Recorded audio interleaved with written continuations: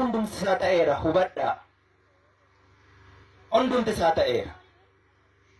Safuu qabna. Handhuurri shamarran Oromoo hin mul'atu. Harmi shamarran Oromoo hin mul'atu. Malaasnee walitti himuu qabnaa jechuudha. Safichi iyyuu cabee diiga jira waan ta'eef irraa dubbachuun nan qaanessu. Dubbannee qorichatti barbaaddan. Dubbannee qorichatti barbaaddan. Abbaan amantii sin argu, jaarsi biyyaa sin argu, barsiisaa sin argu. Hundumtuu doomeera, duudeera, jaameera. Fayyaa deemna fakkaanna malee fayyaa duuneerraa jechuudha. Mirgaanuun jedhan. Mirgi dirqama akka qabu beeka. Safuu kee guddistee aadaa kee guddisteetu mirgi kan waliin deemu. Qullaa deemuun kan faranjiiti. Sana irraa dhaalte. Dhaqanii ji'arra qubachuunis faranjiitu godhe. Sana immoo maan dhaaliin. Beekumsa dhaalle waan safuu cabsummoo dhaalle. Kanaaf wallaalaaree nuti. Rifeensa akka barbaadde tolfachuu, hidhee akka barbaadde dibachuu, huccuu akka barbaadde uffachuu mirga dhaalteetta. Safuu waliin immoo kabajaa waliin immoo maan dhaaliin. Beekumsa waliin maan dhaaliin. Bilbila harkaa qabna waan barbaanne achirratti ilaalaa oolla. Akkatti bilbilli dalagamu immoo maan bariirree sila. Kanatu nu hafe. Addunyaan teknooloojiin har'a waan hundumaa fidee bilbila xiqqoo tokkotti galchee harkarra nu kaa'eera. To'annaan qabu yoo ta'e immoo Oromoo waggaa 20 booddee aadaa har'aa hin qabu jechuudha. Ummati waan ittiin beekamu qaba addunyaa kanarratti. Oromootiin Oromoo kan hojjechisiisu, Tigireen Tigiree ka jechisiisu, Amaaraan Amaara ka jechisiisu, biyyoota biraa keessa saboota jiranii waa'ee isaanii waan isaan ibsu qabu. Jeeffachuun beekumsa malee wallaalummaa miti. Aadaan Oromoo aadaa nama boonsu. Safuun Oromoo safuu gaarii. Safuu namni biraa irraa baruu fi biyya biraarraa dhufee abjuu akkasii qabu. Fedhii akkasii qabu. Sangaa abbaan gaafa cabse moollaan ija buruqsa malee gaafa biraatti siin dabalu. Kanaaf uummata wal kabaja, of kabaja. Namni gaafas nama kabaja. Gaafas nama sodaata. Hunduma waliin qabna. Gabrummaa jala jirra. Sana jalaa ba'uuf waliin hojjetaa jirra. Kanaaf waliin saamiin. Yoo biyya qabaanne hundumtuu boran keenya. Yoo biyya hin qabnu ta'e isa saamtus hin nyaattu. Kanaaf uummata bubbee ta'uu dhiisnee uummata bilchaataa waan barbaadu been waan duunuufii been duunees warra du'eerraa lafeen isaanii riqicha ta'ee irra ejjennee dabarru dhiigni isaanii galaana ta'ee daagne ittiin gowwaaceen isa kana godhachuutu nurra jira. Walitti himan jennaan kudhaan maddu hin dhangalaasiin asuma teesse. Godhi jennaan godhi. Hin godhin jennaan dhiisi. Nu miidhaafi. Godhiin immoo nu fayyadaafi.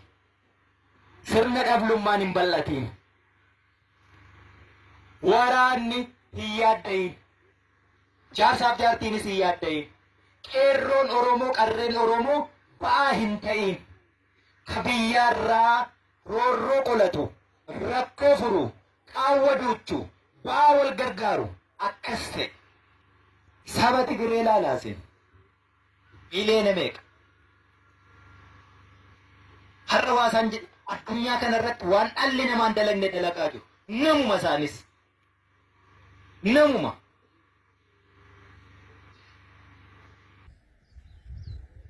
Kanaaf achi keessatti nama waan jettu ilaalla.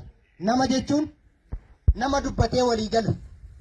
Nama horii irraa yookaan loon irraa adda ta'e. Nama biqilaa kanarraa adda ta'e. Nama jechuun nama yaaduu danda'u yookaan nama xiinxaluu danda'u. Nama kaleessa beeku hamma amma isarra jirru beeku. Nama ammarra dhaabatee immoo bor beekuu danda'utu nama jechuudha. Nama jedhame nama jechuun akkas. Nama moo eenyutu uume? Waaqatu uume yookaan rabbitu uume.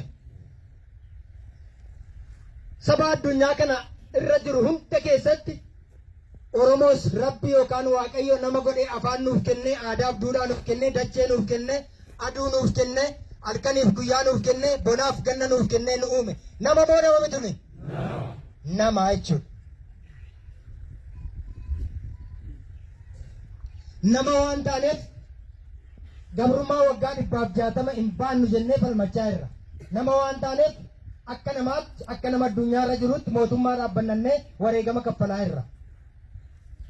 Nama waan taaneef sirna waggaa 160 nu garboomfate hin baannu nus nama jennee sirna saba qeenxee abashootaa bakka bu'ee sirna Oromoo gabrummaa jalatti hambisuuf waggaa 160 hojjete sana nus nama jennee falmachaa jirra. Nama waan taaneef Rabbi yookaan Waaqayyo nama godhee nama guutuu godhee waan nu uumeef sadarkaa namni addunyaarra jiru keessa jiru immoo gabrummaadhaan waan dhabneef baachuu hin dandeenyu jennee falmachaa jirra.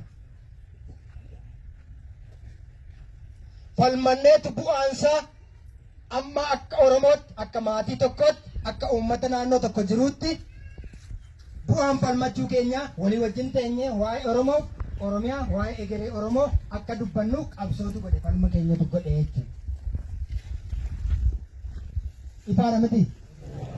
Kanaaf egaa erga namarraa nama tokko keessa nama addunyaarra jiru keessaanis nama taane erga saba addunyaarra jiru keessa Oromoonis saba ta'ee saba afaan qabu saba amantii qabu saba aadaa fi duudhaa qabu saba dachee qabu saba waaqa qabu saba halkaniif guyyaa beeku saba uumama kamirrayyuu namummaa isaa beeku saba uumama kamiiniyyuu akka uumamaatti bulchuu danda'u ta'uu keenya beeknee falma erga geggeessine waan nu hafu jabeeffachuuf beekuun immoo dirqama keenya.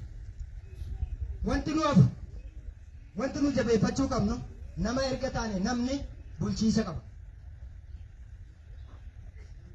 Manni tokko bulchiisa qaba. Mana tokko keessa abbaadhaa fi haadha maatii maal jedhamu? Bulchiisa maatii jedhamu. Yookaan miseensa maatii jedhama. Bulchiisi maatii sanaa abbaadhaa fi haadha.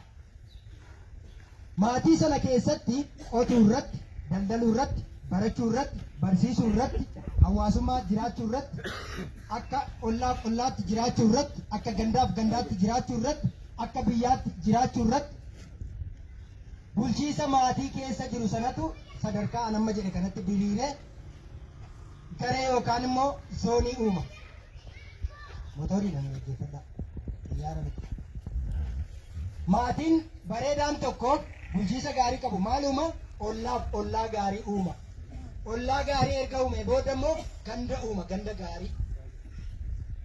Ganda gaarii erga uume booda immoo maal uuma? Aanaa uuma. Yookaan aanaa tolcha walitti dhufe. Ilaa hubadhaa. Abbaa manaa fi haadha manaa tokko yookaan warreen tokko dargaggeessi tokko walitti dhufanii mana ijaaru. Mana ijaaranii mucaa godhatanii maatii jedhamu. Maatii erga jedhamanii immoo bulchiisa mana sanaa ta'u. Bulchiisi mana sanaa walitti dhufee ollaa uuma. Ollaaf ollaa walitti dhufee maal uuma? Walii wajjin jireenya hawaasummaa ollaaf ollaa.